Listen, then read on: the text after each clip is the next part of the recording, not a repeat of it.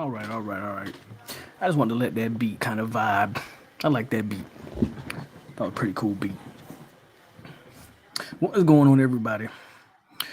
It is your boy Pope, a.k.a. a.lo, a.k.a. the goddamn truth. We reached the big 100, and I figured what we reached it at, ironically, like the perfect time in college football to talk. I think for the 100th episode of The Hangover. I don't know if there's a better topic to talk about, and that is the fact that the sport that you fell in love with, the sport that I fell in love with, the sport that the reason why most of us love college football. Like me, I consider myself a casual NFL fan. I don't have a favorite NFL team. The closest I've had to a favorite NFL team was when Jameis got drafted to the Bucks. I was like, I'm a Buck fan, and that didn't last long, obviously. Don't have an NFL team. I don't have. I mean, I watch. I watch the NFL, but not. I'm not invested. Casually watch it, man. I know the players, obviously, but I casually watch the game. College football is my sport. It always has been my sport. College football and basketball. Those are my two sports. Obviously, I know I'm a diehard Knick fan. I'm a diehard Seminole. And the sport that y'all fell in love with has officially. You could argue it died a long time ago, but NIL transfer portal, who's really one and the same. And then what the committee did Sunday have officially killed the sport, in my opinion, and that's what we're going to talk about tonight, as well as, of course, we're going to talk about the transfer portal. That is the big news right now, and kind of the, hate to say it, but I told you so moment of not everybody you want to keep, you're going to keep. Though there may be some development going on with that particular guy that we know who I'm talking about. We'll talk about that in a minute. But as always, before we get started, we got to pay the bills. Y'all got to pay these bills. Hit my like button, subscribe, and share the videos. Like button, share. Like button, share. Takes 5 seconds. Like button, share. And of course, we're going to hit this roll call real quick. So hit the like button, share, and we're going to dive deep into a deep topic. And that is the death of this sport. As we know it. The sport that obviously college football is too popular, makes too much money to die. But the reason, I guarantee, if you're 30 years old or over, the reason you fell in love with the sport is it's gone. It's gone, and we're going to talk about all of that. So let's get this roll call going, and let's get into this conversation. As I scroll up, take a sip of water. Mr. H. Double, Gator Hater, Kendrick Ross, Todd Pope, Insane Mob, Tyler Head, Chad Kinsler, Vontae B, Joe Johnson, Lewis P, Peter Shields, Zozuki, Randy Yates, Jeff Hill, D. Thompson, Grand Champion, Tay Cowboy, B. Bean, John Shields, KCD, Rough Rider, Irv Wallace, and Jeff finishes it off with a $10 dono to start off the show. Shout out to my man Jeff. He says, listen, since I was a little kid, I'm a Seminole fan, and I believe Garner and Go will always and will. I'm always going to root hard for my team, but college football in general is lost. I've lost all faith. Rest in peace. Some nice closing words on the funeral that is college football. Shout out to Jeff. Appreciate the dono. Name Jeff.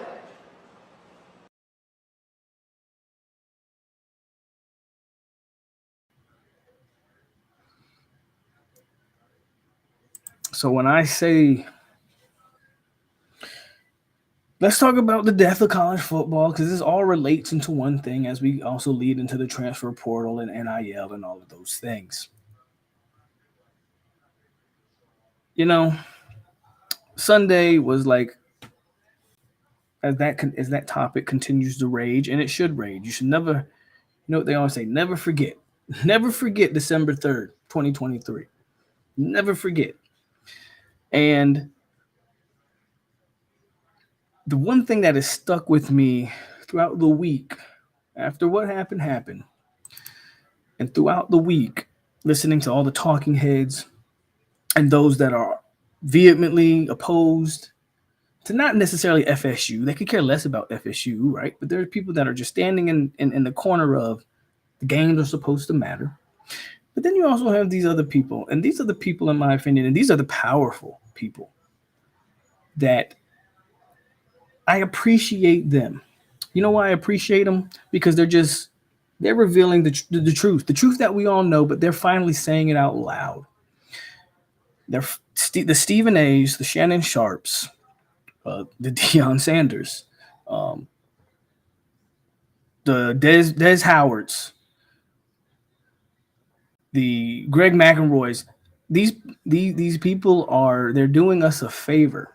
I don't know if they know it, but they're telling the truth, and it's at this point, if you're a college football fan, I want you to watch the game for exactly what they said for what it is. Watch it for entertainment. And of course, sports is always going to be entertainment, but watch it for entertainment. No longer invest all your time, effort to think that everything's sort of like this fair shake, right? Just appreciate the game, that it will entertain you, and it will, on a Sunday or Saturday, you can sit down, watch a few games, have adult beverages. If you consume those, have milk and water. If you consume those, whatever it is you do, barbecue, grill some food, smoke some meat, whatever it is you do, that's what you can center your Saturdays around. But they're telling you, Shannon Sharp is telling you, Deion Sanders is telling you, all they care about is that they're not outraged by it because they understand that their job centers around talking about who people want to live. Their job centers around talking about Nick. Somebody said, and I think it was Shannon Sharp, he said, Nick Saban's the greatest college coach of all time. There's no way they were leaving him out the playoff. He's not wrong, obviously, right? Obviously, he's not wrong. And Mike Norvell's no Bobby Bowden. But I think the point that gets lost in all of this, because though they're correct, Mike Norvell didn't get a chance to prove if he's the next Bobby Bowden. I'm not calling Mike the next Bobby. But those kids were robbed of an opportunity, and Mike Norvell was robbed of a chance to put himself in a pantheon or show that he was on the way to being an elite college football coach. Because he didn't get a chance to compete against a Jim Harbaugh or the other guys that are considered that, a Sark, a Steve Sarkisian. Mike Norvell's a good coach. Stephen A gets on TV and goes, if Deion Sanders was the coach, this would never happen to Florida State. Mike Norvell has accomplished more in his time on the field as a coach than Deion ever has. But ultimately, again, I'm not so sure Stephen A's wrong. Because, well, Stephen A's wrong in the sense that FSU's not 13-0 with Deion Sanders as the head coach. But that's neither here nor there. But assuming we were 13-0, he's absolutely right in the sense of, there's no way Deion Sanders isn't on national television. So all these people have done nothing but tell you. It's not BS, to be honest. It's the truth. All these people are telling you that the sport that you think is about wins and losses and proving it on the football field, nah, it's not about that. And that ultimately leads to the death of the sport. Well, December 9th led to somebody stuck the knife in a little deeper, turned it, cut the lights off, and buried you 6 feet deep. The death of the sport, and I can't even believe I'm saying this because I was a proponent for it. And in a way, I'm a proponent for I'm a proponent for what NIL, the thought of what NIL was supposed to be, or what I thought it was supposed to be. Again, this is my naivete. Name, image, and likeness. Damn, can't even talk. Meant to me that a kid was able to make money off of his name. Make money off of They would no longer get in trouble for signing a jersey and getting monetary value for that. They would no longer get in trouble for selling a jersey or doing something, showing up at a car wash or something and getting compensated. They would no longer get in trouble for, accepting free shoes or crab legs for that matter. Remember, the only reason Jameis said he stole the crab legs, a wild world we live in the world of college football, is because FSU gets in more trouble if it's considered a gift than if he just admits to committing a criminal charge. That for Florida State could have gotten in more trouble had that been considered a free gift than if Jameis just goes out and says, or just, kind of takes the hit for he stole crab legs. Everybody knows the man went into Publix, got a hookup, and walked out. But he was going to get in more trouble. The thought of NIL, I was in favor of. Little did I know that NIL would become essentially a bidding war. Nobody's making money off name, image, and likeness. I see like 3 kids in college football on commercials. Caleb Williams, because he's on that Dr. Pepper commercial. Hell, he might honestly be the only one now that I think about it. Where's the name, image, and likeness? Where is it?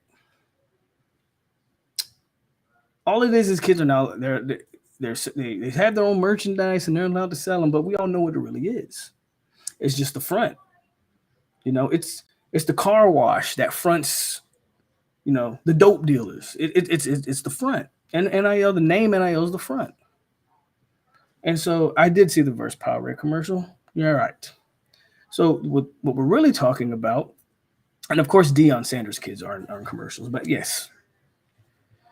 The point is, I don't see name, image, and likeness. I just see schools being openly able to have a bidding war for teams. Right? That's just what I see. So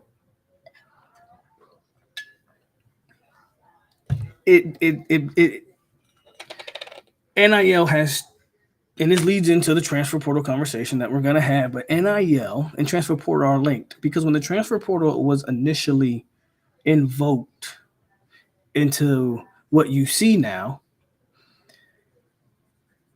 it took a while for kids to catch on.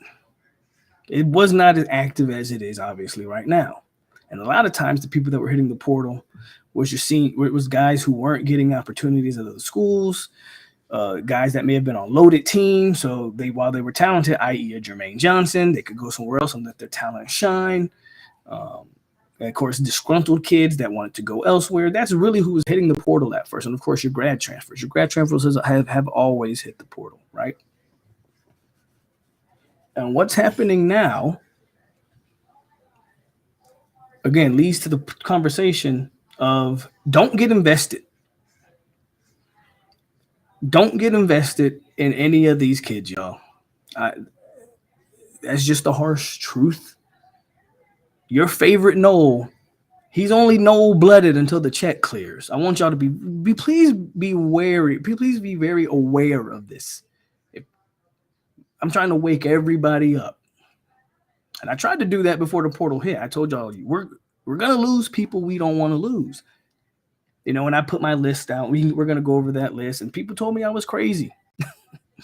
They debated certain names. Oh, why would we lose this guy? This guy is never going to go anywhere. Yeah, well, you seeing, and you will continue to see, has nothing to do with being Noel-blooded. I'm sorry. Everybody's Noel-blooded until the zeros start showing up. Don't get invested. Or don't.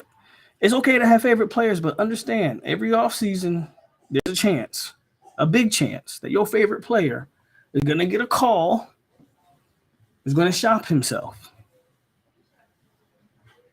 So the college football you think you know is dead. What you have now is almost a mercenary football game. What you have now, and FSU has benefited from it, so I'm not going to sit here and pretend like Florida State is, I'm not going to do like some people and pretend like Florida State's immune to the portal or won't be affected by any of that. FSU has benefited drastically from the portal. What do you think Keon Coleman was? If we're just going to keep it a bean, Keon Coleman was a mercenary for hire, y'all. And he said as much. He said, I'm here for 1 year to play with a quarterback that I think's pretty good. That guy was a mercenary for hire. It's a fact. It's a fact. And everybody, if you really look at it, everybody knows 100% that exactly what that was. So, again, FSU has benefited from the portal, but you will also be hurt from it. You will also be hurt from it. Right. What did he say, Lewis? He's here for 8 months. He told you. I'm glad that he was here, but I'm just letting you know. No, you're not going to see. Hell no. Johnny Wilson is already declared for the draft. Keon Coleman's right behind him. I guarantee it. And a bunch of kids are not going to play in that Orange Bowl game on both sides of on both teams. Honestly, a lot of kids are not going to play in that game. So everybody's a lot of guys, a lot of kids are mercenary for hire, and that's the game you're watching in 2023 going forward. Is you're gonna watch. You're honestly going to watch 1 year football teams. So it's going to be hard to get invested, y'all. You're not going to see the growth of certain players anymore. You know what I mean? Akeem Dent might be one of the last of his kind, where he stuck it out with FSU, stuck through the thick and the thin. And there were rumors about Akeem Dent at one time hitting the portal. They never came to be, so there's no point in talking about it. But at the end of the day, Akeem Dent stuck in, developed, and by the end of this year was playing some of the best football we had ever seen Akeem Dent play in Garnet and Gold. His kind is he's probably the last of his kind. His kind is probably extinct. 2 years is the most you're going to get out of most kids, because they'll have another 2 years at their this initial recruitment is going to be fine and dandy. Almost every kid is going to be Ronaldo to Kalen DeLoach. Absolutely no, sir, not me. You're naming some other guys. Those all guys are in that same category. But what you're going to get most likely is recruiting periods from every player. 2 recruiting periods. The first one out of high school, and that second one where he's going to try to cash the check. So the days of, again, watching a player develop up through the ranks. Yes, Darius. I don't have to name everybody, guys, but yes, there are. This team was unique. Darius, Ronaldo, Dent, DeLoach. Hell, who am I missing? Briggs, Maurice Smith, Robert Scott. Assuming those guys don't, leave. Absolutely. Hell, Jordan Travis to a certain extent. I know he was at Louisville first, but Jordan Travis has been here, 4 or 5 years.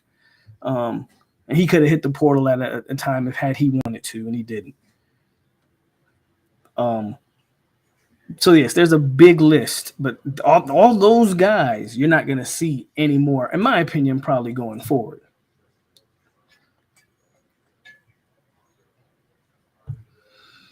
So year in and year out, you're going to have a completely different team. I want you to look at this team against Louisville. Just fathom this for a second. Though that team that you watched last Saturday, and I want you to think about it. The team that you're going to see, I think, is December 30th in the Orange Bowl. Think about how drastically those two teams are going to – think about in a month – since the portal opened up, how drastic those two teams are going to look. With the combination of the NFL draft and the transfer portal, you're not going to recognize that FSU team that's going to be on that field. I'm going to watch it because I'm a Florida State fan, but I could care less if we lost by 50 or won by 50, to be quite honest with you. You're not going to know. You're not going to recognize anybody. You're going to be like, who is this kid?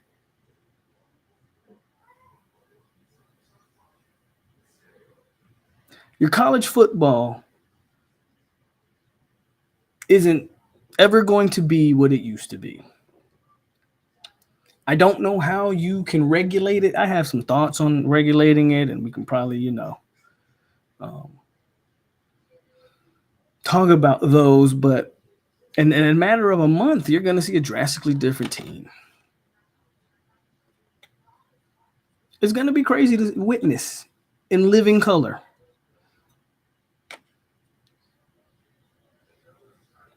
And so let's talk about some of these names. So before the portal opened up, right, I put out a list of names. So let's go over my names and let's talk about who's hit so far and who's probably still yet to come. AJ Duffy, check. CJ Campbell, check. Rodney Hill, don't know yet. Porter, Williamson, West. I have no idea why Jackson West is not in the portal yet. How is this guy still on the roster? How? Brian Courtney, Quayshawn Sapp, check. Schrader, Estes, Robert Scott. So I'm going to highlight Robert Scott. Let's talk about this one for a minute. I knew one of those tackles were going to leave. I thought it would be Robert Scott because I thought Bless Harris was a senior and would simply just graduate away. So Robert Scott might not still be on that list, though he might still, because again, we talked about Robert Scott. He just can't be healthy. Maybe a new fresh start would benefit him. Everybody loves Robert Scott. I think Robert Scott is a great young man and a great human being from what I've seen from him. He's funny. Robert Scott might be one of the funniest people I ever hear them interview. But he can't ever get on the field. He can never play a full game. Maybe it's time to move on. But Bless Harris has hit the transfer portal, which means he probably got granted an extra year. That's another guy. Since Bless Harris has been here the last 2 years, he missed his entire first year after getting hurt in the first game. And after getting hurt in the first game this year against LSU, he's been in and out of the rotation the entire year. Bless Harris is another kid that can't stay on the field. Right? He's another one that can't stay on the field.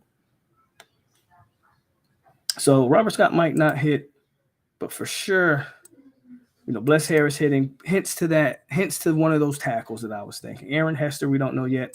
I'm hearing Kevin Knowles' announcement or I won't say I'm hearing. Rumors are Kevin Knowles' announcement is imminent.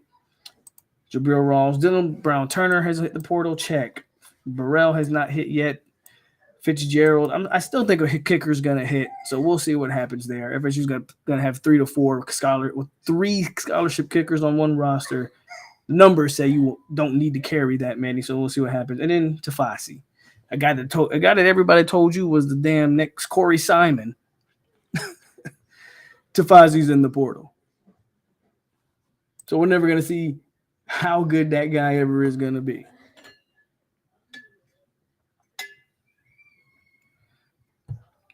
So that's just a small list. Obviously, when you look at guys who actually have hit the portal at this point, and people told me my list was too many. People told me when I dropped my list, 'cause I dropped my list not only on YouTube, I dropped it on Twitter. People told me I had too many players on there. That's because FSU fans are, again, we have this mindset that the portal is only for disgruntled players. And because when people hit the portal, I get comments, this doesn't make any sense. Why would this guy leave? I cannot believe. Wake up. You've got to wake up, people. You've got to wake up. People aren't hitting the portal because they're disgruntled. People are hitting the portal because there's money to be made. So you have to wake up. Have to wake up. Quayshawn Sapp has hit the transfer portal. That's a name we didn't mention yet. Dontre Richardson also. So right now, FSU's lost 3 O-linemen. 2 from that vaunted class. Marcus and Douglas was one of the ones that was an interesting one. I wouldn't call him a shocker, but Biscuit hitting the portal. That was a guy that a lot of us thought was coming along. Preston Daniels, probably not that big of a deal. And CJ Campbell, we kind of didn't really talk about him. Look, I wish CJ Campbell all the best, to be quite honest with you. But CJ Campbell is expendable. Let's just call that for what it is. FSU's bringing in like 2 top 150 running backs in this class. You brought in Singleton last class. You're still going to have Rodney Hill, maybe. But Keziah Holmes, I don't think Toafili's going anywhere. But then again, you never know. Don't get invested with any of these players, people. And the portal's just started.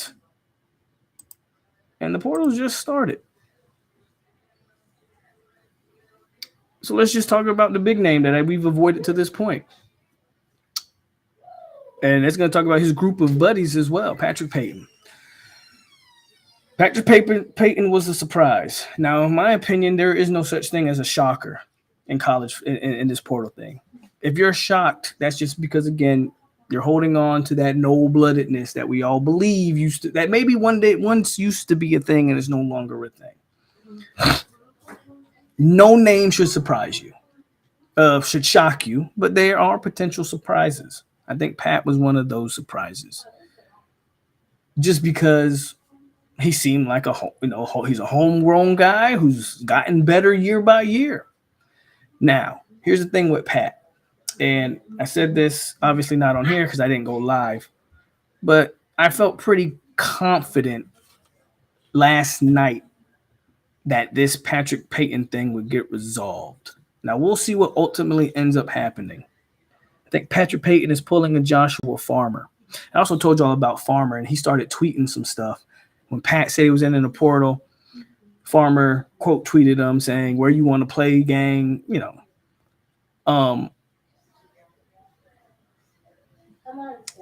I think Pat's playing the game. There is a market for a player like Patrick Payton. Well, first of all, Pat's name was never officially in the portal. So no, that's false. Patrick Payton never took his name out of the portal. Patrick Payton never put his name in the portal. Instead, he tweeted that he's entering the portal. And I got to give a shout out to Bud Elliott because he made a great point. He said, you don't tweet your way into a portal. There's a process you have to go to. There are players right now that are tweeting their name, not necessarily all Florida State players, but just players in college football that are tweeting out they're in the portal for some attention.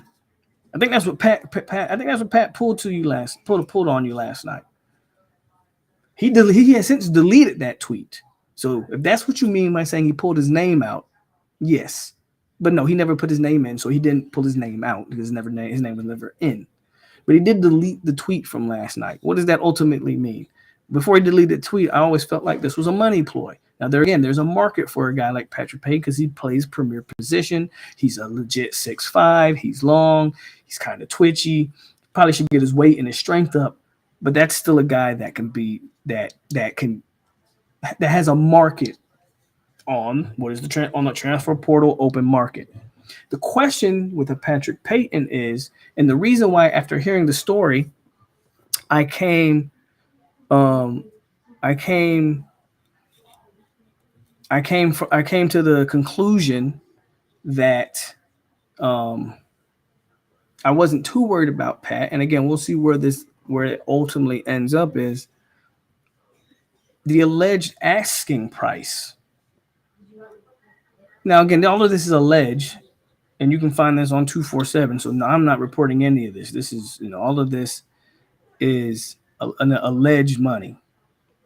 Allegedly, the young man was asking for more than Jarrett Verse. And so while the figures were never put out, but he allegedly was asking for more than Jarrett Verse. I'm probably the biggest Patrick Payton fan I can think of. But you have to understand your market value before you go out there and and demand something like that. Jarrett Verse was an NFL, obviously an NFL draft pick last year, and I think he was a a mid to late first rounder last year, more likely a late first rounder to an early second rounder last year. FSU paid him a grip to keep him here out of the NFL while also pursuing bigger goals that they were screwed on.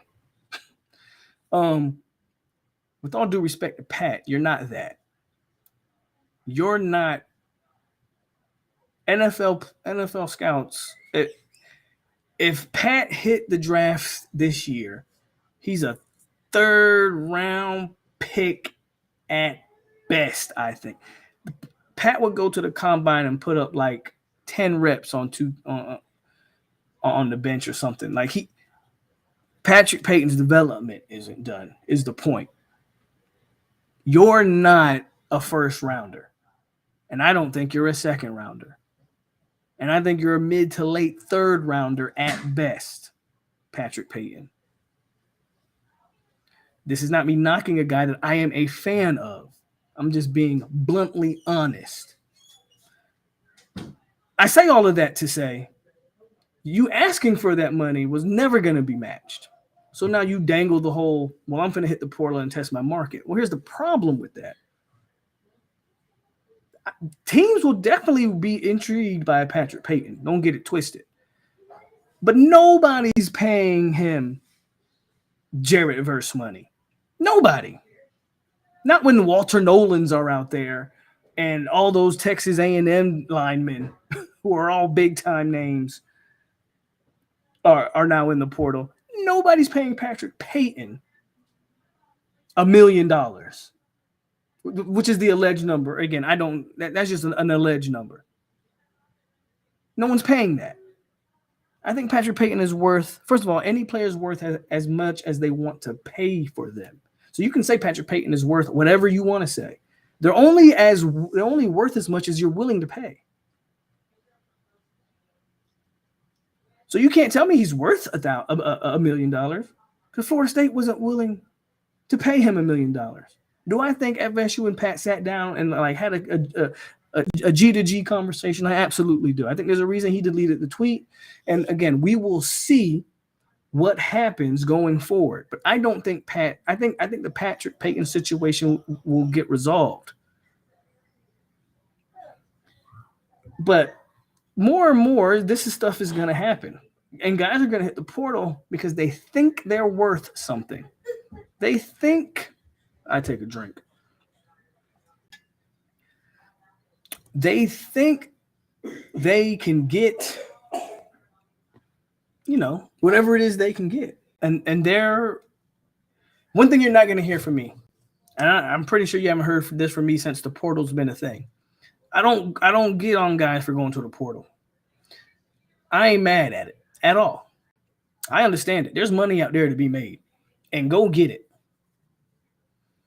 Patrick Payton thinks he can go get that money. Go get it. If whoever going forward, whether that's Joshua Farmer plays his hand in the transfer portal market again. See, guys like Patrick Payton and Joshua Farmer are kind of at a disadvantage because of those Texas A&M big dogs that are in the portal right now. Like if Joshua Farmer hits the portal, where is he? He's like 5th on the D tackle list. And I'm probably being kind there of who would be interested in him because there's some other big fish out there that teams are really prioritizing. So they don't have a lot of bargaining chips. It doesn't mean, remember, this is only the first part of the transfer portal. You're going to get, wasn't the next one? I think is like February, March time frame. Remember, Joshua Farmer didn't hit the portal till, was it right after spring last year or was it before spring of last year? I don't remember, but I know he was around that springtime that Farmer hit the portal last year. So it's going to be an ongoing process with a lot of these guys, is the point I'm making. What I'm saying is just get ready for it. Get ready for the player, get ready for, and I'm going to say some names that'll make y'all uncomfortable, but get ready for Hakeem Williams. If you don't think somebody's calling Hakeem right now and saying, hey, man, you sat on the bench all year for Florida State, I got a spot for you. And I got $100K with your name on it. Then you're naive. Get ready. And again, I'm not saying Hakeem's going anywhere. I hope he doesn't. I want Hakeem to be here. I'm just saying, get ready for those type of names. Get ready for Azariah Thomas to hit you with, hey, no nation, I love you, but I'm throwing my name in a transfer portal. Get ready for it. Get ready for it, guys. That's really the point of all of this. Is I'm trying to preach to you. You gotta let go. You gotta let go. And you're going to get names in there that is gonna make you go, no, or scratch your head. But that is gonna happen. It's gonna happen. Patrick Payton was just the first one. And again, I think that one gets resolved. Patrick Payton was just the first one, and I think that gets resolved. But he ain't gonna be the last one. Wholeheartedly believe he won't be the last one. Wholeheartedly believe that. So all those guys you think you love, and after spring's the big one, because after spring, y'all already know that's when that depth chart kind of gets solidified. Like, people are going to know where they stand. Now get ready for the Julian Armellas. And y'all know that's another guy that I'm a huge fan of, and I'm ready for Julian to start. I'm ready for Julian to start now. But get ready. Get ready. Get ready for the Conrad Hussies. The way he played as a freshman, you don't think somebody's eyeing number 12? Get ready. Get ready for the Blake Nicholsons. West Coast kid too. You don't think UCL? You don't think USC call up a Blake and say, "Hey man, come home. I got a couple bands for you. You wasn't really playing over there in Tallahassee. Come back on the West Coast. Come back to LA. I got you." You don't think that is possible? Get ready for Blake Nichols. So I'm just telling y'all, this is where we're at. This college football is done. At least the college football that we fell in love with, it's dead, and it ain't coming back. And you should no longer be invested in the players year in to year out. You should no longer be invested in it. At the max, kids are staying 2 years, and then someone's giving them an opportunity to go elsewhere. That's just the way it's going to work. Or that's the way I foresee it working. I haven't paid too much attention to the comments, so let's go to the comments, see what we're talking about. What are we talking about? Let's see.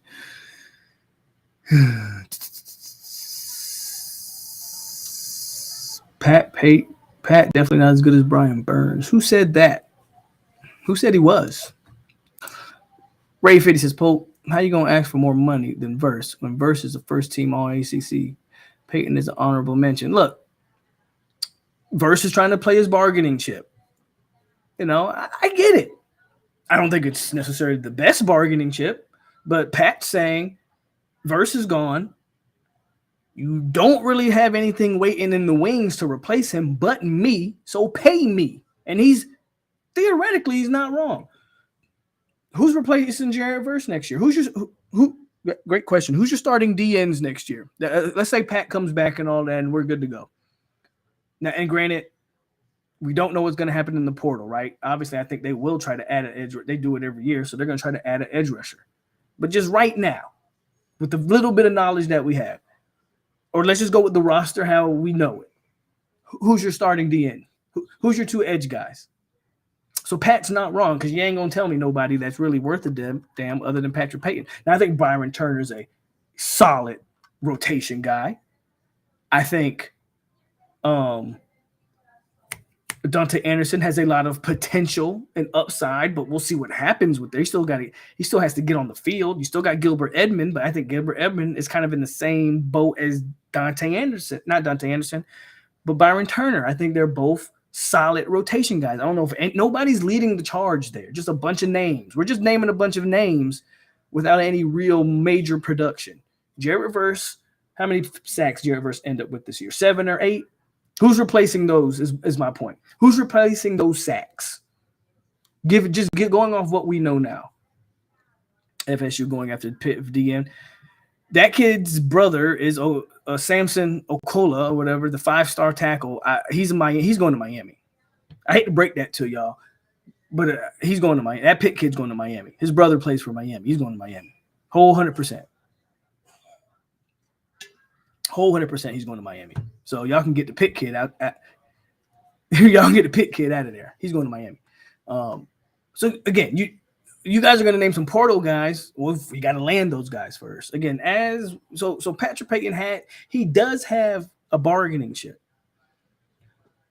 The problem with his chip is, so while it's accurate in a sense, the portal makes it so you don't have to panic because there's a bunch of bodies.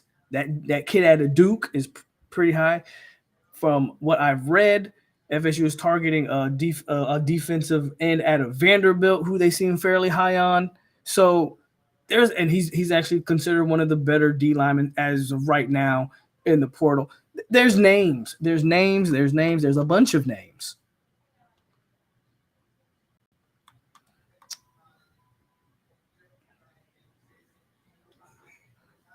It says Bain could get whatever he wants from Miami right now. I just hope it's handled before it reaches us. I think, as of right now, I would say Bain's fine.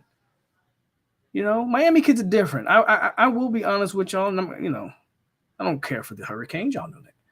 But Miami kids are a little different. And Bain's a South Florida kid. So there's no allure anywhere else. You have to be careful with those kids that you're getting from other spots. Like I mentioned, Blake Nicholson, well, he's all the way from Cali, right? And so you have to be careful with those type of kids. If Bain was from Louisiana, you might want to be careful with that, as LSU would come calling. I think you're fine with Ruben Bain, obviously.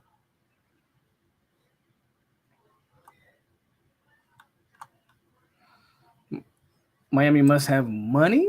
They don't not have it, bro. All these schools have money. I've been telling y'all that forever. We do this money thing to troll and have fun, bro. None of these schools are broke. Jace Jones says the fans also need to not go. I agree. Stop going worst case scenario every time a guy hits the portal. If you're not used to it by now, you're never gonna get used to it. Guys are also gonna come to your team out of the portal, and then you're bringing in a recruiting class. There's just a lot. There's a lot of influx and all that. At the end of the day, the team's gonna be what the team's gonna be.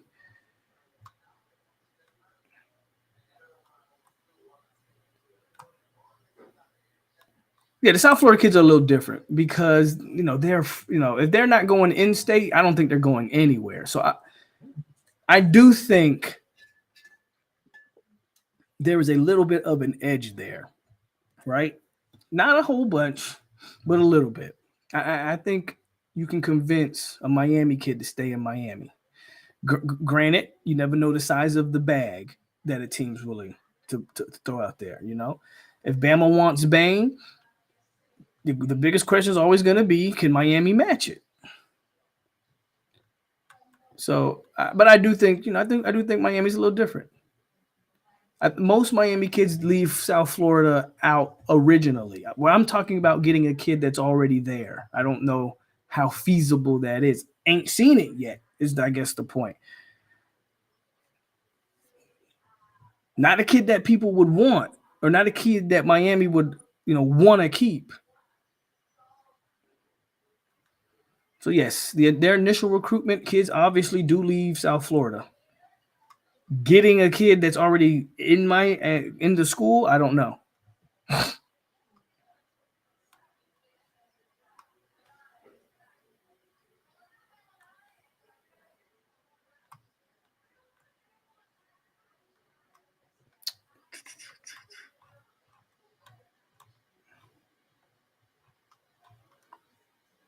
Oh, I didn't see this. Let me get this. I missed this. $10 from Jeff again. Shout out to Jeff. He says, "You think missing the playoffs, Pat Payton acted out of being upset because of that, or do you think it don't, or do you think I don't think he would have pulled that?" I disagree. I don't think the playoff and the portal have any link to each other. Guys like Patrick Payton or whoever, they were going to hit the portal after if FSU made the playoff, guess what was going to happen after the playoff? The same thing that happens after every playoff. Go check last year's. Soon as the Georgias and the Michigans and whoever are done with the playoff, whether they lose or win the national championship, then they get there's just a flux of talent that now hits the portal. The same thing was going to happen. It's just you're getting it early because FSU didn't make the playoff. Those guys wouldn't have announced it now because they were going to be in the midst of a national championship run. But no, I don't think the two are linked. Guys like Patrick Payton were going to hit he was always going to test his market value. And he's not necessarily dumb for doing that. But shout out to Jeff. That's the second one, so he's going to get 2.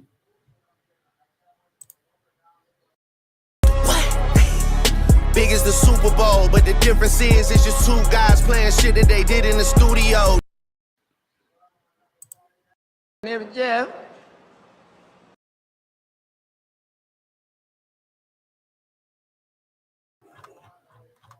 Let me catch back up in the comment section here for a second. Always good to see. This is Christopher Lee Miller, so I love it. Going to the portal to improve the offensive line and defensive lines. They obviously will do both. They absolutely will.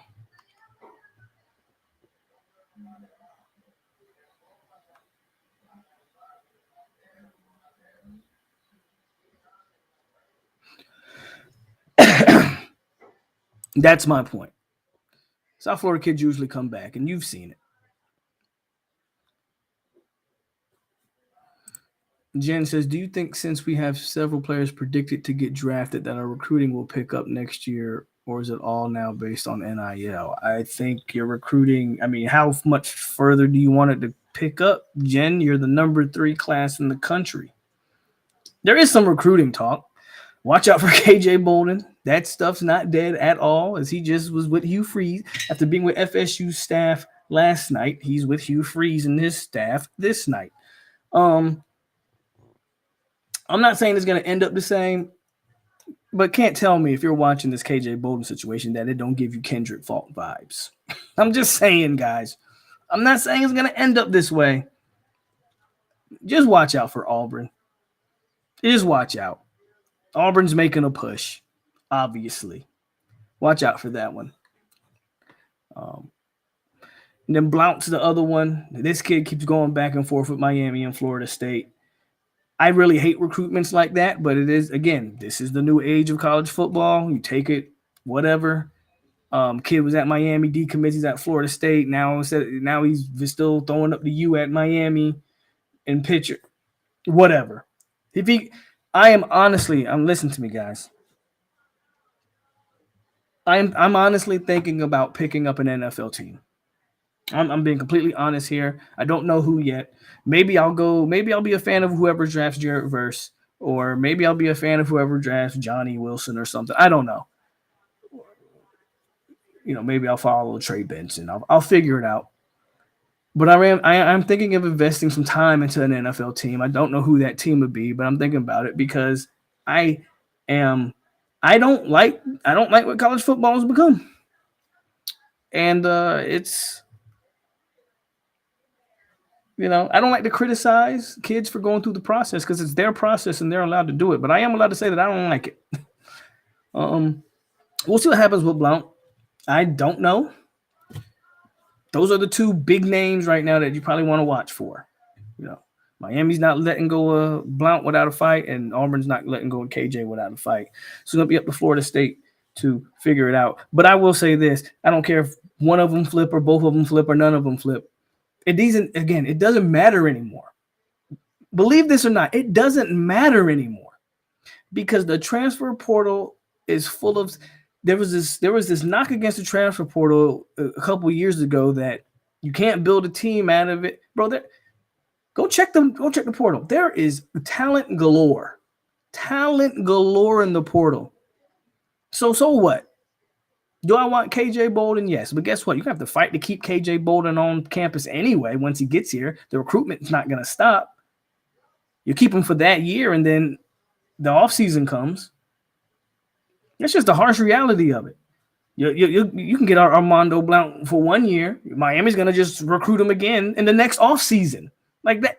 I don't care. You miss out on those guys, go to the portal, bro. There's plenty of talent out there. And don't tell me just because certain guys didn't pan out at other schools, they can't play. Because Johnny Wilson all but sucked at Arizona State. He's going to get drafted. So guys can play. Just some guys need different fits, need different opportunities. Go to the portal. evaluate, get what you want.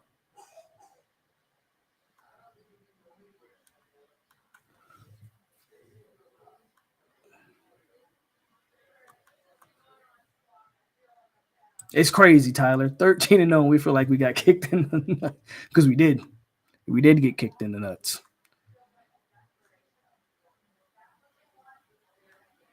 Brandon says he don't think Blount sticks, and he don't want to hear none of that Jeremiah stuff.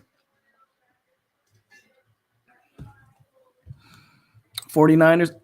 I've thought about the Chiefs because they have they have their own version of the tomahawk chop and all that.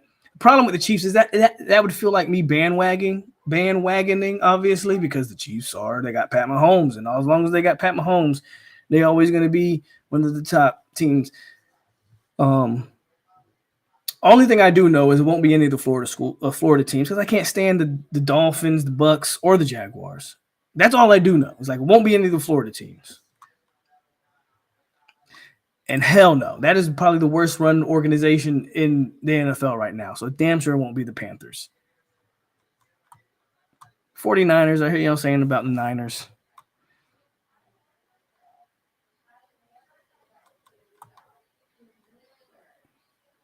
No, I'm not joining Jaguars. I'm not doing it. The Jets suck. I can't I definitely root for Jermaine. And actually have a decent defense over there. And Aaron Rodgers obviously hurt them. Him getting hurt the whole team. I can't do the Cowboys because Cowboy fans are like Miami fans. So I can't rock with the Cowboys. Sorry. It's just the truth. We talking about recruiting and then this man talking about KJ Bolden mom. God, dog.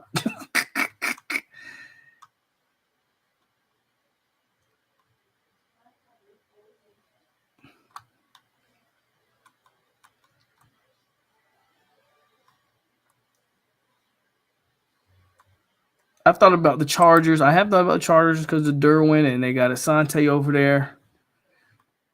I got to make a decision. I'll make a decision this offseason of what NFL team that I really want to follow.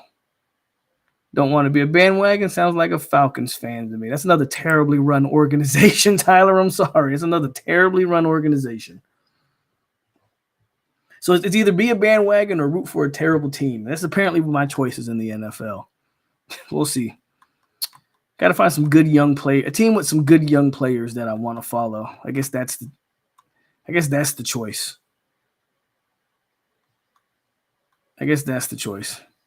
My Chargers on my team, and we are god awful. See, being a 49er fan would be like being a bandwagon fan. Texans. I do like CJ Stroud. I'm not going to lie. I do like CJ Stroud. I do like Tank Dell. I do think they got a solid young squad. Texans is a good one. Don't know if I can find myself rooting for a Texas team, but Texas is a good one. I'm definitely not going with the Dolphins, John. You can get out of here.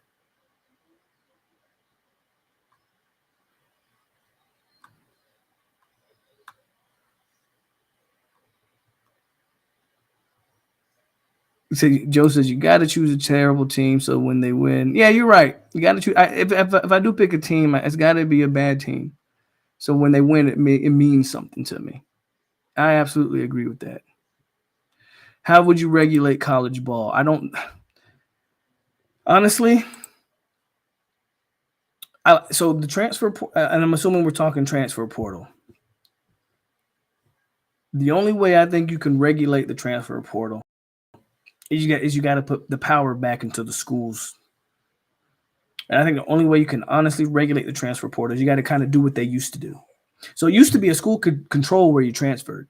It used to be Bama could say, you can't transfer to any team in the SEC West. You can't transfer to any team in the SEC period, or we're not granting your transfer. I think that's the only way I think you can get a hold on this transfer portal thing is allow schools. Now, you can't give the school that total control like you did before, but you have to let schools. I think let schools pick like five programs that you're not allowed to transfer to. Because we all know kids are hitting the portal.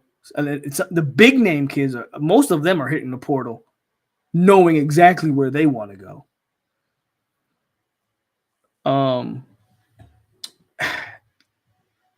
you say a salary cap, but now you're talking about kids becoming employees, which let's not even go down that. Let's not open Pandora's box there once we start talking about implementing salary caps. So let's not do that.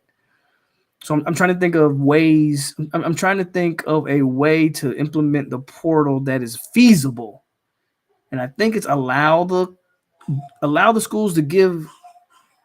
Put it like this: if you, I just thought of this. Stick with me. Stick with me. Treat the portal like you treat the NFL draft.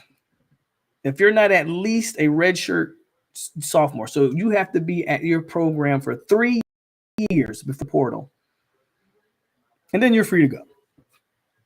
3 years. So your initial school that you commit with is at least going to get 3 years out of you, and I think that's fair. I think that's a solid. If you try to leave prior to your 3 years, now this is obviously not involve the NFL rule, but I like the 3-year rule.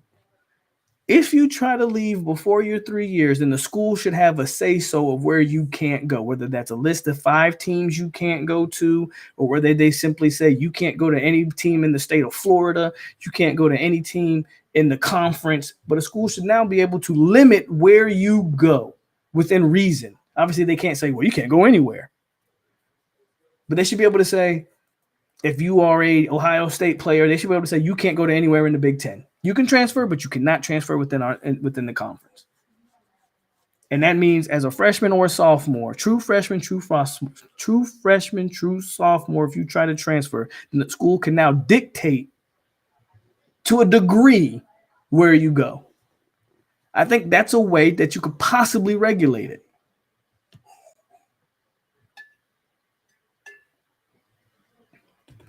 And then he brings up a good point. There are other transfer reasons, but the hit to that one is if you transfer academic reasons, then you automatically should have to sit out a year of football. So you can't tell me you're transferring for academic reasons and then go play football at the next school.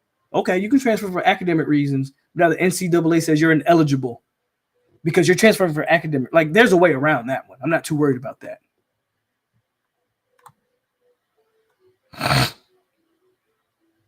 And Galaxy King brings up a good point. Change the transfer portal period. I also agree. Change it to 1 period and change it till after the early signing period. Not December 4th or whatever it was. Change the portal period to after the first signing period. Because at least then the schools don't got to worry about, like right now, schools, and I'm not a proponent for the institution. Don't get me wrong. These schools make a lot of money, so I'm all for the player getting their money. But I am trying to keep it a little bit in reason. Right now, you got schools that have to recruit the transfer portal and their own players while still trying to close out a class right now. Change the portal time frame. Give me 1 portal period. I agree with that. And put it to, so either you put it to after the signing period, or you don't put, or the portal period don't. Now, the problem with only having 1 though is I do see kids trying to get on campus before the spring. Essentially, what you're going to my only kickback on the 1 portal period is you're going to tell kids that after spring you're stuck. And some kids don't graduate till spring, where they can now become the grad transfer and transfer, for free. So, but I definitely think you kick it past, or you make the portal open after the early signing period. I'm definitely a proponent of that. Those are a few things that you can use to try to regulate this thing. So players are only allowed to transfer once. The problem is a lot of these kids are getting the NCAA is kind of hammering down on that a little bit more, to where you can transfer again, but obviously you got to sit a year. But those grad transfers don't follow under that rule. So essentially, players still get which is basically what DJ Ugalele did this year, where he transferred from Clemson and now he's a grad transfer and he can transfer to another spot. Well, it looks like Florida State could be in the mix there. Heavily, by the way.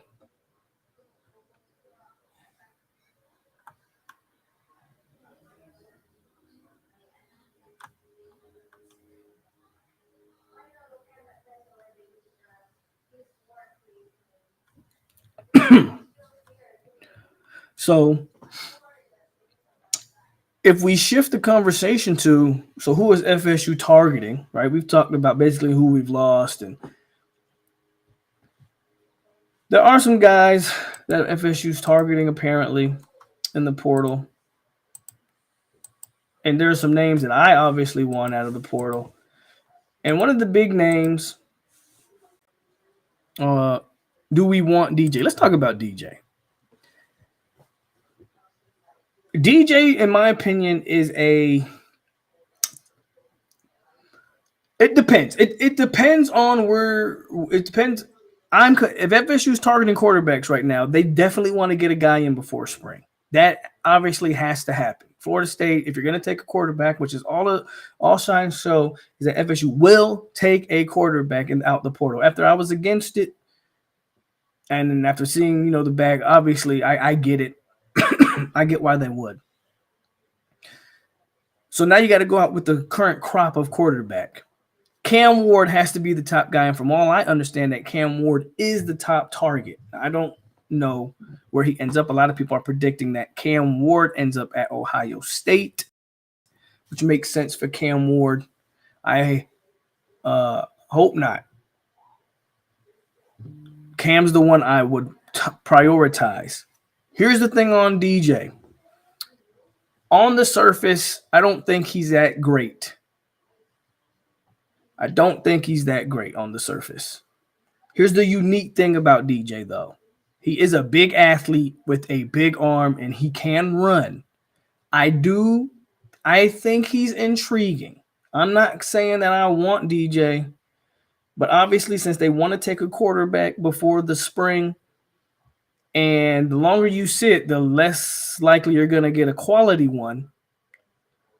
I think you look at DJ and you go, here's my question for some of y'all that'll help you maybe if we can talk about this DJ thing. Can DJ be a bigger version of Jordan Travis? He's got a bigger arm than Jordan Travis off rip. He's not as explosive as a runner, but hell, the last 2 years, we didn't see much of Jordan Travis running. Let's just keep it a buck. He's bigger, more durable than Jordan Travis. So what I'm asking you is, can in Mike Norvell's system, again, I'm not saying he's better than Jordan Travis. What I am saying is in the system, with his size, his running ability, and he has a cannon, whether you want to believe that or not. He has an arm. Can they use him in a way that makes him a valid weapon on this offense? And I absolutely think if you're talking for 1 year, and he's going to be used to bridge either Brock Glenn and get him ready, or Luke Kromenhoek and have him ready as a redshirt freshman, then I'm fine with taking DJ, believe it or not. I'm fine. I don't expect DJ to be some Heisman guy. But I don't know if next year, it's not like – I don't think there's national championship aspirations next year anyway. So you're bridging the gap for the next year, the next big year. That's how you talk yourself into thinking, okay, DJ's not that bad of a take. On the surface, I don't think DJ's a great quarterback. But DJ's definitely showed you more than Tate Rodemaker. Let's not kid ourselves. Let's not start saying ridiculous things. And I honestly wish I could have saw Tate Rodemaker play against Louisville. But if you had DJ against Florida, that game might be a blowout. Like, I get it. He used to be a Clemson Tiger, and it was cool to talk. It was cool to hate on DJ at that time. But let's be real about DJ, and that he's better than what you do have right now. And if you're talking about using him in a specified way, which I think you do, in running in that RPO game, taking deep shots down the field, I think he can be effective. My first choice would be Cam Ward, because I think Cam Ward brings everything to the table as a quarterback. But right now, if Cam Ward's not an option, I'm intrigued. I'm not telling you he's a, you know what I'm saying? But as a 1-year rental, absolutely, I'm okay. I'm okay with that. Let's see what y'all's take on it. I'm pretty sure there's going to be a lot of hating on DJ, and I get it.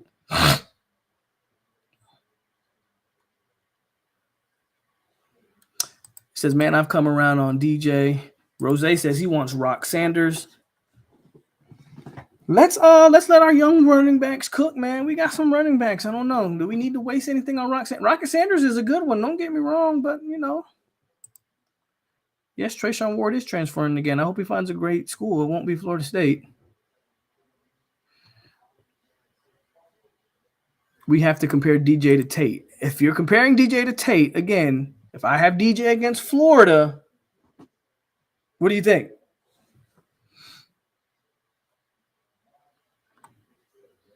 We can't get Ward, so it might be DJ. Well, they're targeting him. I don't know if we can't. I know I know there's a lot of big money out there for Ward. But allegedly they're targeting, so they feel like they can get Ward. Sorry, but DJ has been tainted and washed up. I mean, sure.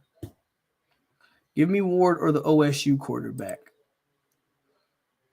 Okay. Louisville already has their quarterback. He's not going to Louisville. I'm just letting y'all know that right now. Louisville took, I forget the name of the guy, but Louisville already got their quarterback, so he's not going there. DJ couldn't get it done at Clemson or Ohio State. When you say couldn't get it done, what does that mean? Because he won games at both. Again, I'm not, and now it sounds like I'm trying to defend DJ, but I'm just trying to have rational talk. He won games. Oregon State was a solid team this year. I think Oregon State only lost 3 games this year for something like that. Again, if it's a 1-year rental, I don't know what the expectation is for next year. What is Florida State's expectation next year? Is it national championship? I don't think so. So if you're telling me DJ can't win you 9-10 games, I absolutely think he can.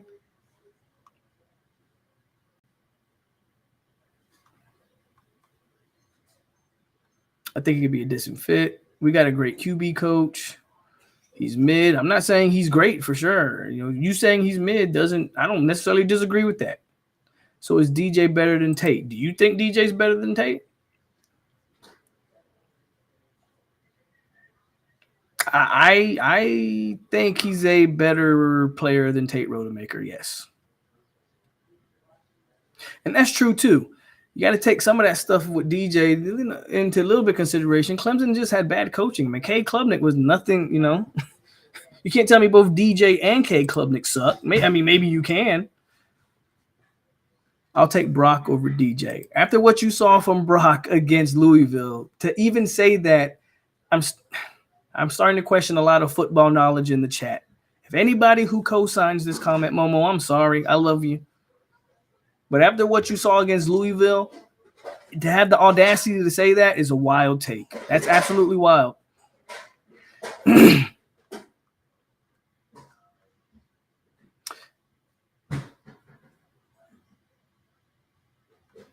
If Tony Tokars is a great QB coach, then we should go after DJ. DJ Mike can do something.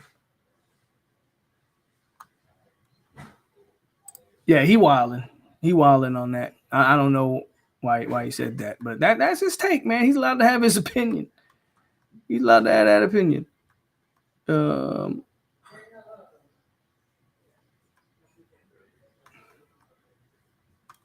Let's put it in simpler terms. FSU has a Heisman winner and a national championship QB in Charlie Ward, and the Ward name is stamped. I hear you. Give me Cam Ward. I'm with you. Look, Cam Ward's my number one option. I'm softening the blow when this DJ news breaks. I'm just telling you, trying to soften the blow that your quarterback next year may very well be DJ. I'm just letting y'all know this.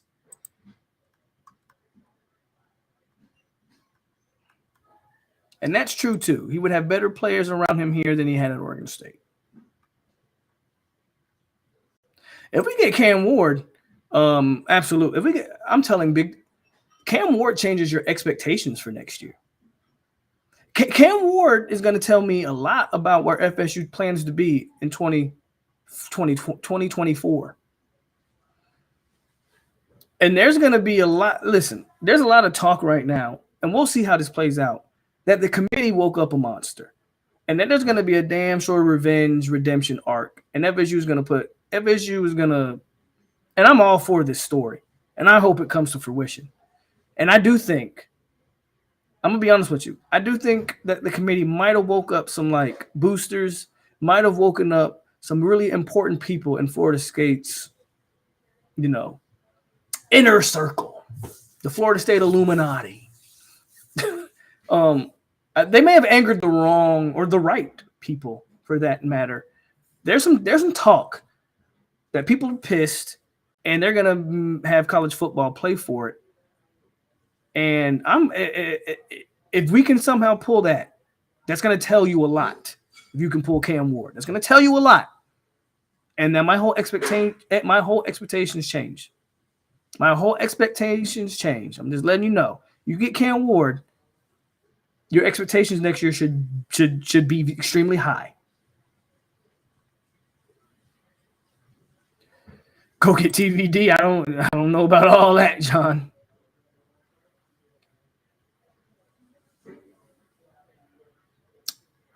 Cam Ward is so they're right now they're projecting Dylan Gabriel to go to Oregon. I mean, Gator Hater, you could be right, but right now the projection is Dylan Gabriel to Oregon, and it's damn sure not TVD. So we're not even we're not worried about that. Oh yeah, yeah. Again, I was excited to see what Tate could do against Louisville. I didn't think he played terrible per se against Florida when they actually let him throw the ball. But DJ's better than Tate.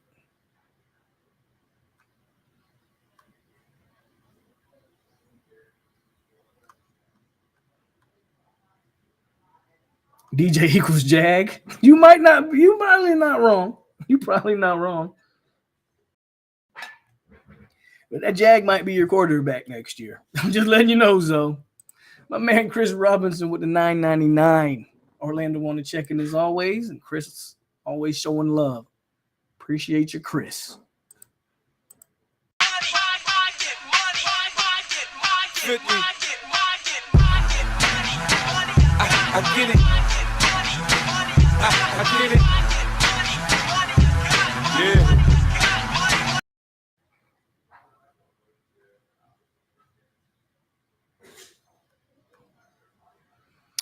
DJ could have a Bo Nix arc in it, like a Bo Nix story, where Bo Nix was absolutely terrible at Auburn, and we all watched and saw it. And he probably is going to finish second in the Heisman vote this year. I think Jaden Daniels is going to take that. But Bo Nix is probably going to finish second. We need DJ. I hear you, Chris. I hear you, Christopher. As worst case scenario is you don't get anybody. And I'm not telling you DJ is it. I'm telling y'all that's probably going to be a quarterback. And I'm also trying to tell you I do think in this offense they can use DJ effectively. I honestly believe that now. I'm not telling you DJ's the next freaking Jaden Daniels. I'm not telling you DJ's going to be whatever. I think in this offense though, and again, you're talking about a guy who can stay healthy, who is durable because he's 6'5", 6'6", 250. I do think that you can use him effectively.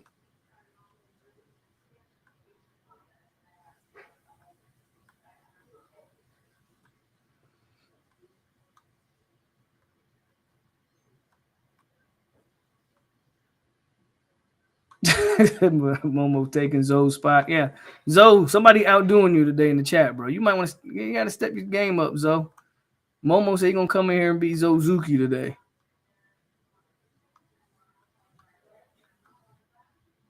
I think I'm pretty far behind y'all. So let me catch up in the chat a little bit.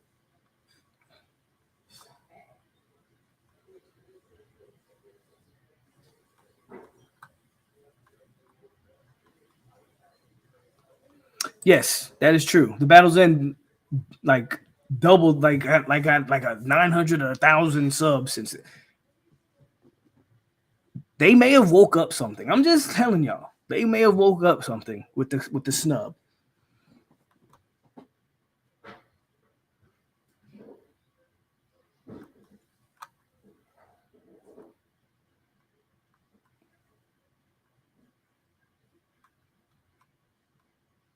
Let me catch up in the comments.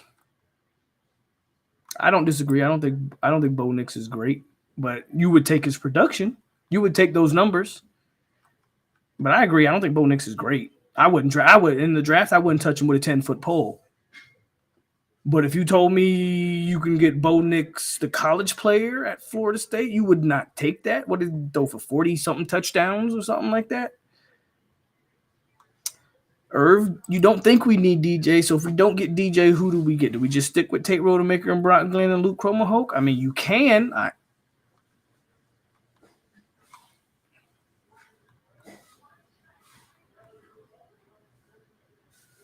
And that's where I look at it. I think he can be an efficient starter in Mike's offense. Again, I'm not telling you the kid's gonna win the Heisman or even be ACC first team or anything insane like that. I think he can be an efficient starter in the offense. And it's not like he won't have talent around him. He'll have the Keziah Holmes, the Toll Phillies, most likely, Cam, Singleton, Danzy, potentially, Rodney Hill. That's just the running back room. Landon Thomas, Morlock, in that tight end room. Who knows? Maybe Jaheim Bell comes back if you get a guy like DJ. There's a way that you might be able to get guys to come back if you can land a Cam Ward or something. But, you get a Hakeem Williams next year. You still got Ja'Kai and Dustin Hill and Vandavius Jacobs. Granted, the portal's still lurking out there, and all those names are still feasible portal options. Y'all remember that. Don't get too attached. But the thought process is they will have a bunch of talent around whoever the quarterback's going to be.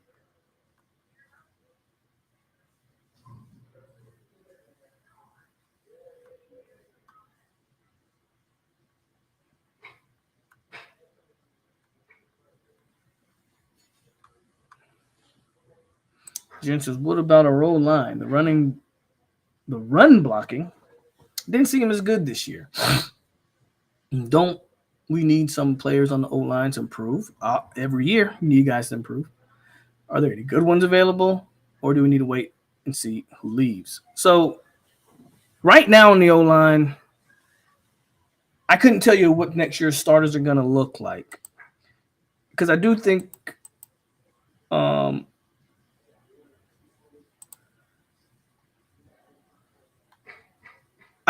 so. Here's the interesting part about the O-line. I think this upcoming year is crucial for Atkins. And again, you won't get me to say anything negative about Atkins, but I got to keep it a bean. Like Jalen Early, okay, you've already lost Dontre Richardson and Quason Sapp out of that class. Julian Armella and Jalen Early have to hit. And I said this before, you still got Lucas.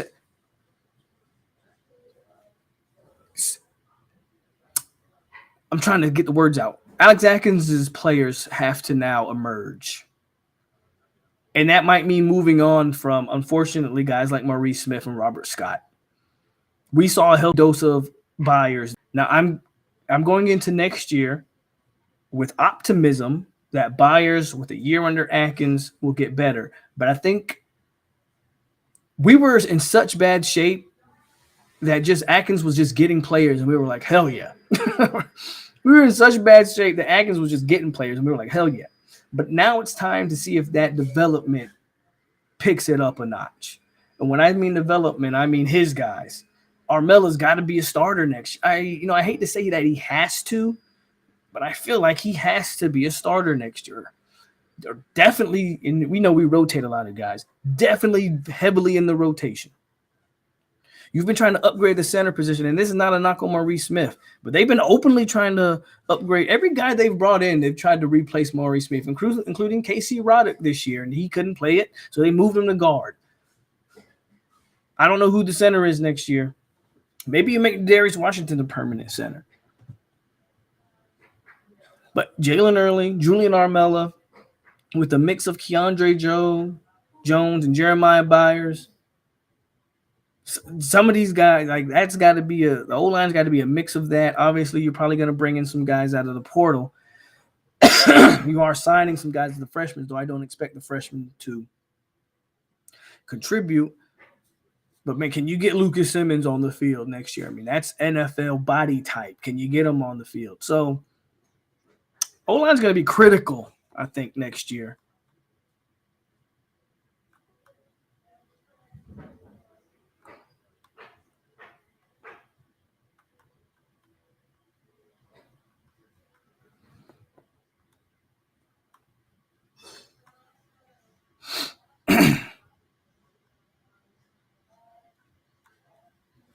No, I don't think anybody hits. No, AJ's already hitting. And Tate might hit the portal if we bring in a quarterback. I don't know that for sure. But Tate might. Tate might also be happy with being, some guys are just happy being. Not everybody's looking to be the guy. I'm not saying Tate's not. I don't know.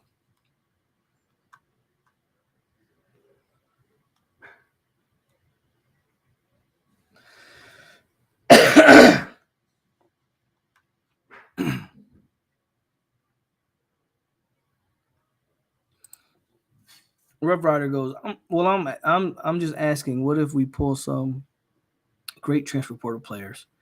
Are they going to want to investigate us and follow the money trails? What are you talking about? Who are they investigating right now?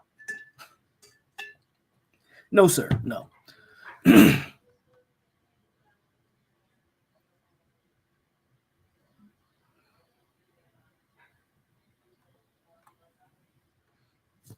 POLK, some younger, again, that's why I'm saying next year is very critical. Next year's going to be very critical for Alex. I do think that.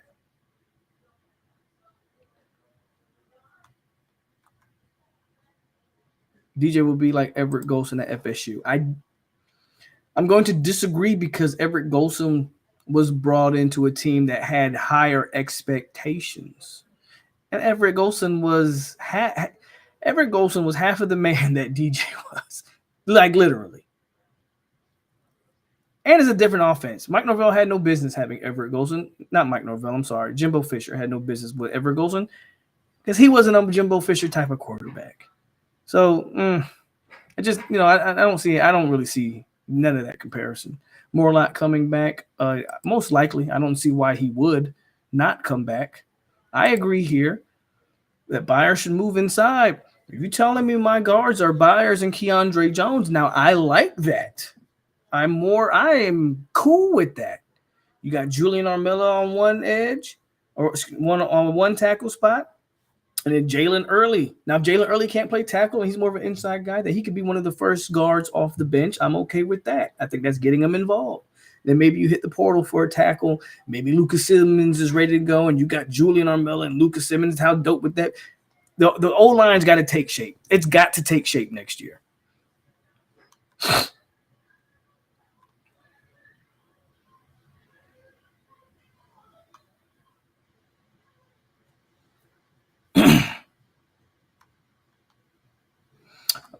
Y'all know me. I'm catching up in the comments. POLK, I think that we see a shakeup because we're gonna have no choice. Bless Harris is gone. You're gonna have no choice. That Orange Bowl, man, is not going to be indicative of anything. Again, I was talking about it earlier. You're not even going to know some of these players that you see playing that Orange Bowl.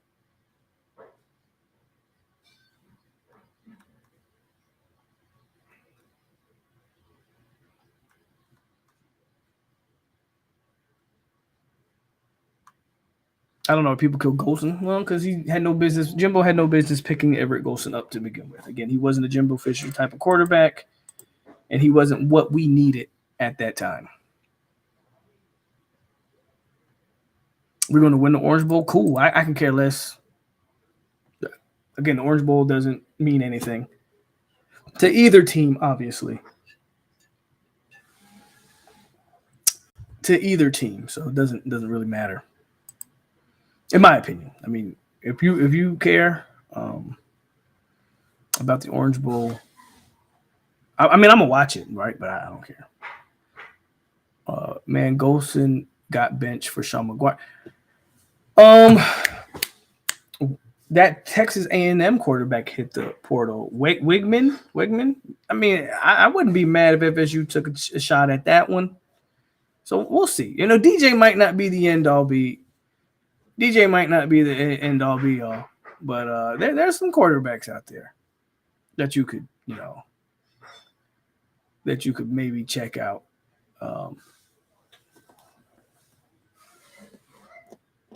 The Orange Bowl is the NIT. I mean, basically, again, it's hard to care about a game that Georgia's players are going to opt out of and FSU's players are going to opt out of. So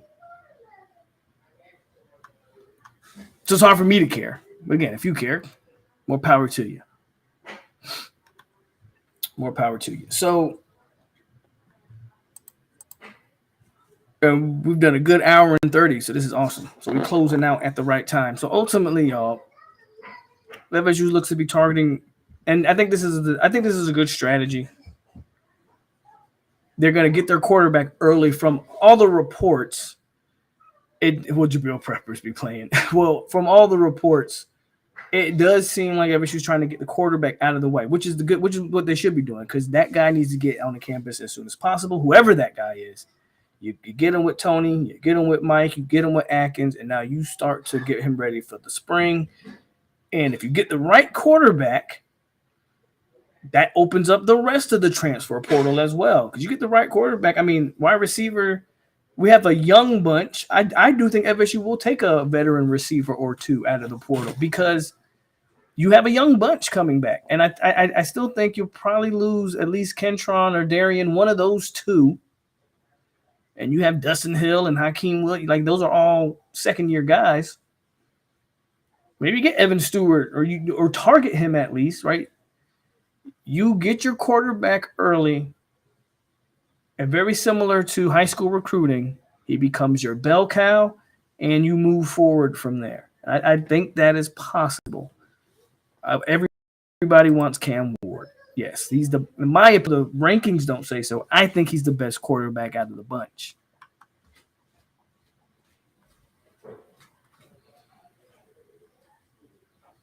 They're definitely going to play the Orange Bowl. They did cancel the press conference. Don't know what that's about. They're definitely going to play it. I just don't think the game's just not going to be good football. Great question, Joe. I'll be honest with y'all. Y'all are probably not going to see me for a week.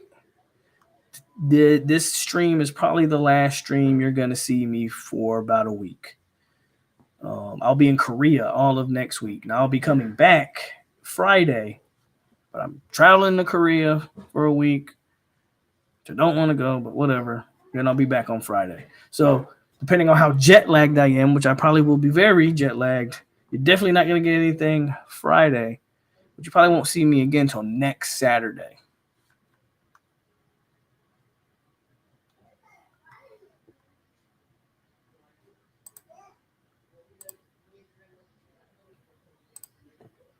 Thanks for the super chat, Jenny says. Thanks for the show. No, thank you for the love and support, and thanks for watching. Hit that like button.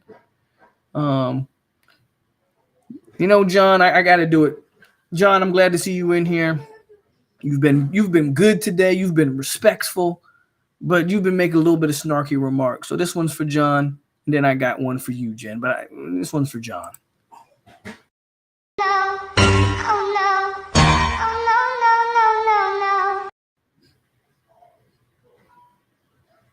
And thank you again, Jen. The money goes into my piggy.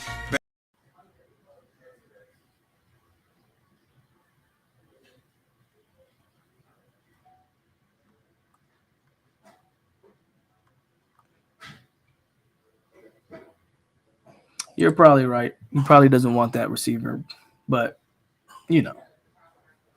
I'm just throwing names out there. I do think they will take a wide receiver. I do think they'll take at least one. I think you kind of have to. I think you got to take at least one guy, one type. And again, especially if you get a certain quarterback. Now, if you don't get the big time quarterback that you want, then maybe you'll just stick with the young guys. But if you get a Cam Ward, you're going to give him. Not only are you going to give him weapons to throw to, which you have, but you also want to give him experience weapons to throw to.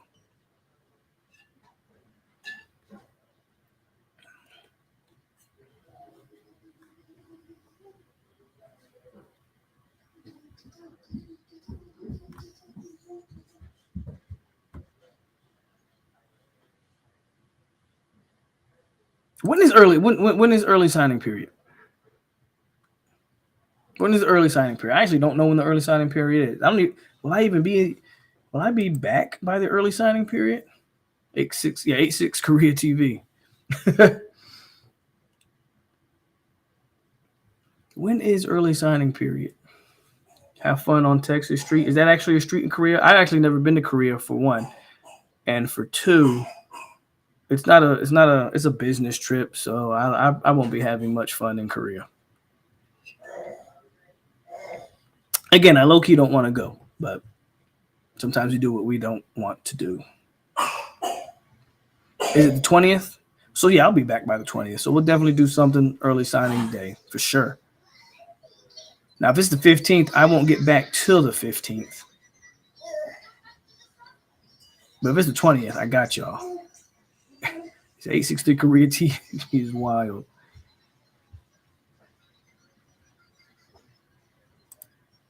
Rough Riders say, before I go, I gotta say I saw this meme with Colorado versus you with the back. Oh, you saw this. Oh yeah, man, absolutely. Yeah. This is what you saw.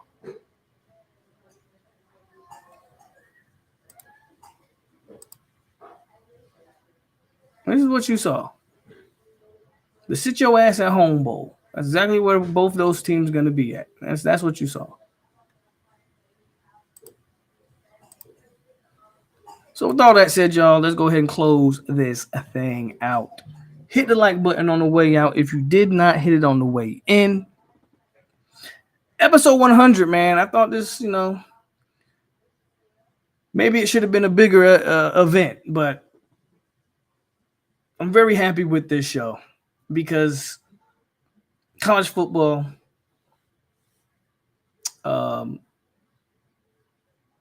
I didn't think I delivered the eulogy earlier, but college football is dead. At least the college football that you all know, that I all know, that y'all fell in love with, that I fell in love with. Yeah, that sport is gone.